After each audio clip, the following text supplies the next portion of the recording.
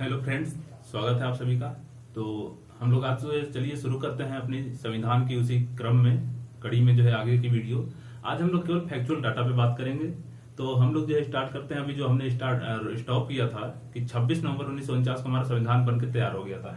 तो 26 नवंबर 1949 को बनके जब तैयार हुआ हमारा संविधान, तो इसमें आपको जो है पता होना चाहिए कि कितने जो है इसमें लगभग समय लग गए थे। तो इसमें जो कुल समय हो गए थे वो जो है बनाने में 2 साल 11 महीने 18 दिन का समय लगा था। ठीक है, इतनी चीज को आप ध्यान रखिएगा। कितना पैसा खर्च हुआ था, तो लगभग जो है आप कह सकते हैं कि 64 लाख रुपए जो है खर्च हो गए थे। 64 लाख रुपए, ठीक है, 64 लाख रुपए जो है बहुत बड़ी अमाउंट होती है। इस संविधान की जो है हमारी चित्रकारी किसने की थी और इस पे जो है लिखा किसने था, क्योंकि ये जो है दोनों संविधान हाथ से लिखे गए हैं। और किस भाषा में लिखे गए हैं, तो 2 भाषाओं में लिखे गए हैं। कितने भाषा में, तो 2 भाषा। कौन कौन से, एक हिंदी और एक इंग्लिश। तो हिंदी और इंग्लिश भाषा में लिखा गया है। लिखा किसने है, तो लिखा है प्रेम बिहारी नारायण रायजादा ने। प्रेम बिहारी नारायण रायजादा, नारायण रायजादा। और चित्रकारी किसने की है, तो नंद बिहारी बोस ने।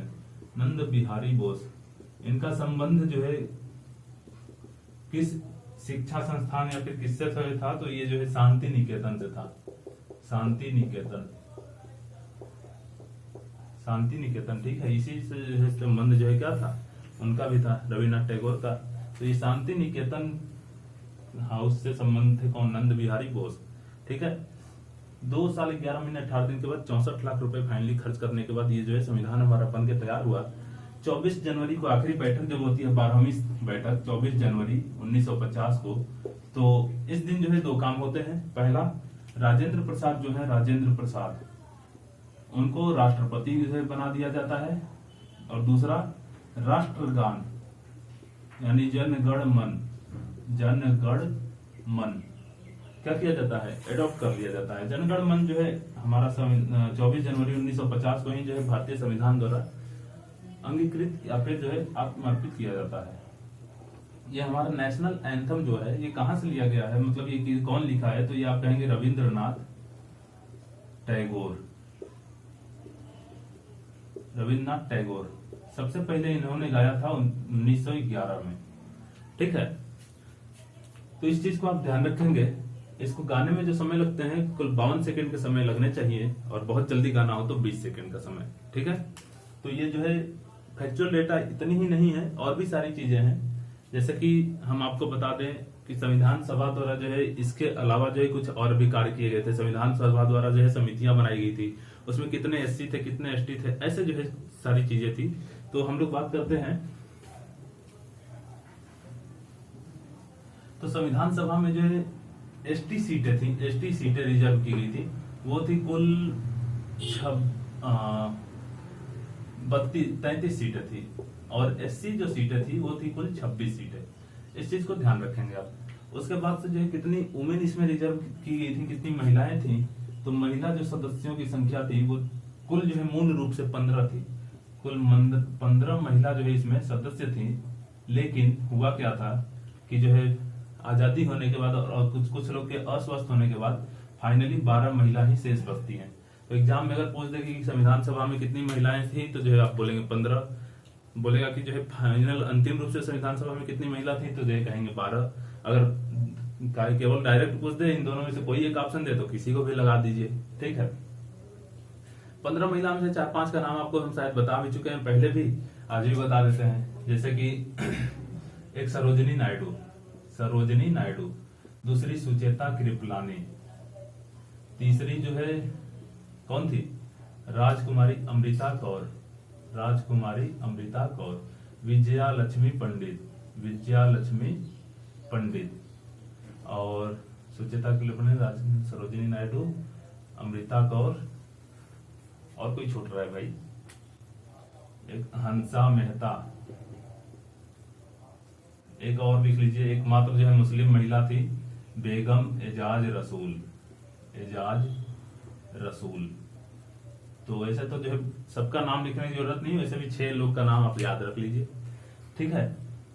अब ये जो है संविधान सभा में जो कुल कमेटी गठित की गई थी, तो जो है कुल समिति की संख्या जो थी, कुल समिति जो है कितनी थी, तो कुल समिति 26 थी, बड़ी और छोटी सब मिला के जो है समिति की संख्या जो है 26 थी।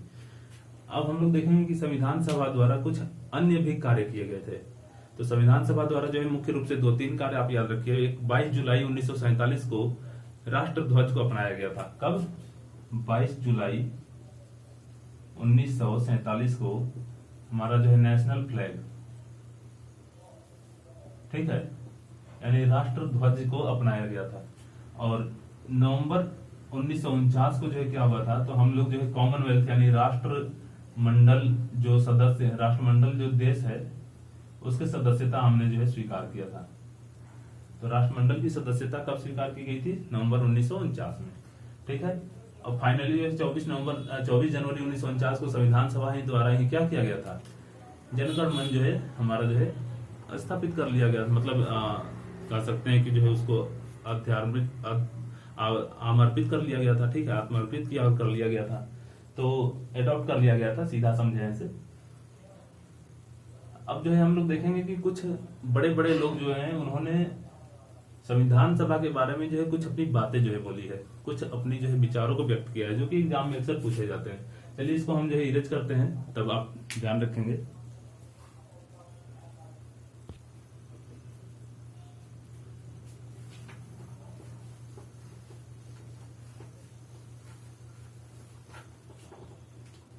तो 3 लोग के हम नाम लिखते हैं, विस्काउंटर, दूसरा व्यक्ति था ग्रैनविल ऑस्टिन, और तीसरा जो व्यक्ति था उसका नाम था, तीसरे व्यक्ति का नाम था विंस्टन चर्चिल ब्रिटेन के पीएम भी रह चुके थे। तो विस्काउंटर ने विष घोरा और बोला कि जो ये सभा थी वो हिंदुओं की प्रभुत्व वाली सभा थी, हिंदुओं की प्रभुत्व वाली सभा थी। तो विस्काउंटर यानी विष घोल दिया, ऐसे याद कर लीजिएगा, हिंदुओं की प्रभुत्व वाली सभा थी। इनकी जो बात है ग्रैनविल ऑस्टिन, इन्होंने जो है किताब लिखा है जिसका नाम है द इंडियन कॉन्स्टिट्यूशन, ठीक है। द इंडियन कॉन्स्टिट्यूशन में इन्होंने जो है लिखा क्या है कि जो संविधान सभा थी वो संविधान सभा जो थी वो कांग्रेस थी, और कांग्रेस ही क्या थी, भारत थी। ये बात इन्होंने जो है बोला था, और इसी तर्क के साथ ये जो है यह साबित करना चाहा था कि ये जो संविधान सभा है वो कांग्रेस की प्रभुत्व वाली सभा है, कांग्रेस की, ये बात इन्होंने बोला था, प्रभुत्व वाली सभा है। और विंस्टन चर्चिल ने बोला था कि ये जो है बड़े समुदाय का नेतृत्व करने वाली सभा है, समुदाय का नेतृत्व करने वाली सभा है। ये 3 बात इन्होंने बोला था। तो चलिए हम लोग जो है बात करते हैं पिछली बातों पे कि 24 जनवरी को हमारा जो है संविधान सभा की अंतिम बैठक हुई, तो ये तय हुआ कि 26 जनवरी 1950 को जो है संविधान पूरी तरह से लागू कर दिया जाएगा। 26 जनवरी 1950 को हमारा संविधान लागू हो गया।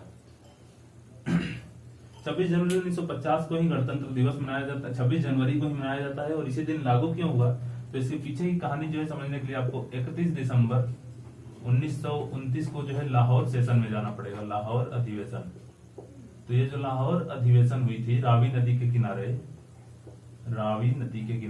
इस समय जो है मोतीलाल के बेटा जो है पंडित जवाहरलाल नेहरू जो थे वो दुखी हो गए थे उद्देश्य प्रस्ताव के ठुकराए जाने के बाद से।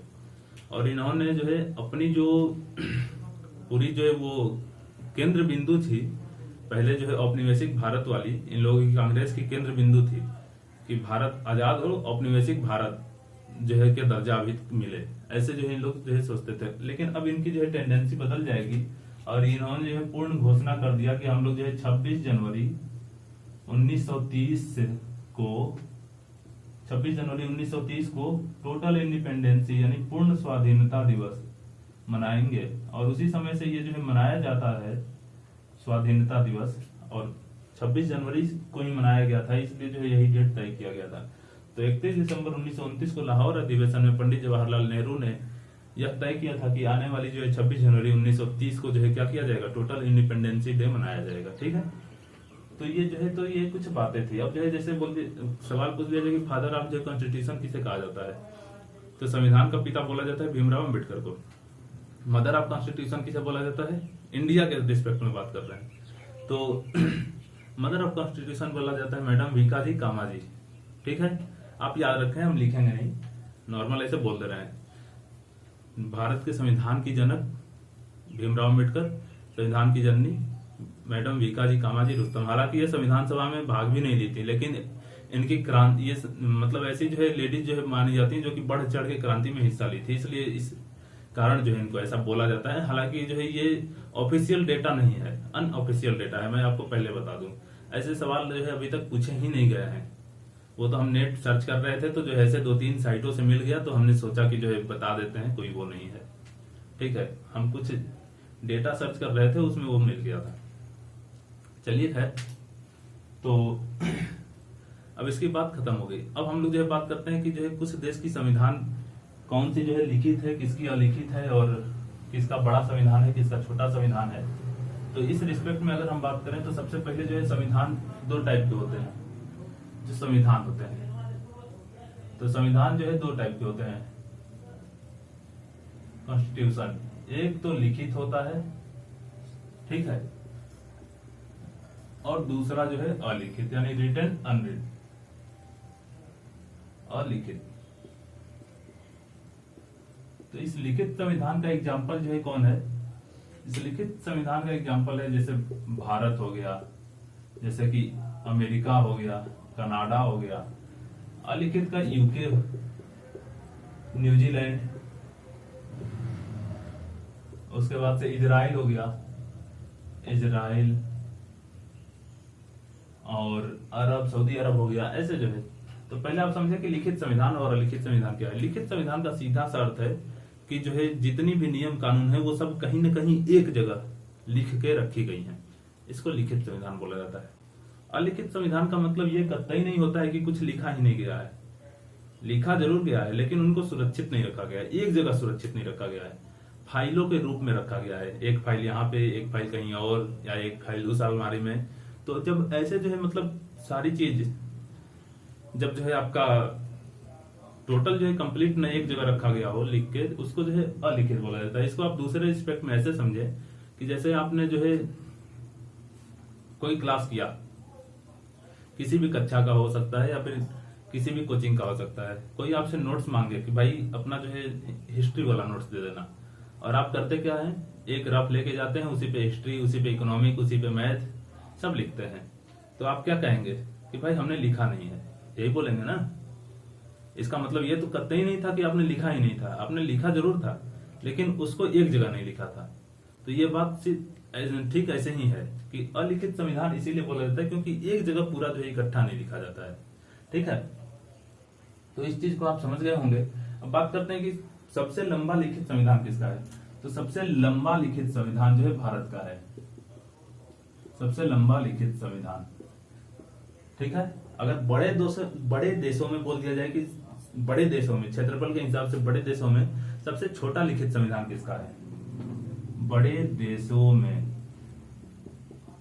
छोटा लिखित संविधान, तो जो है बड़े देशों में छोटा लिखित संविधान है भाई अमेरिका का। ठीक है, लेकिन पूछ दिया जाए कि सबसे छोटा लिखित संविधान किसका है। सबसे छोटा लिखित संविधान, ठीक है, स्मॉलेस्ट रिटन कॉन्स्टिट्यूशन, तो आप बोलेंगे मोनाको।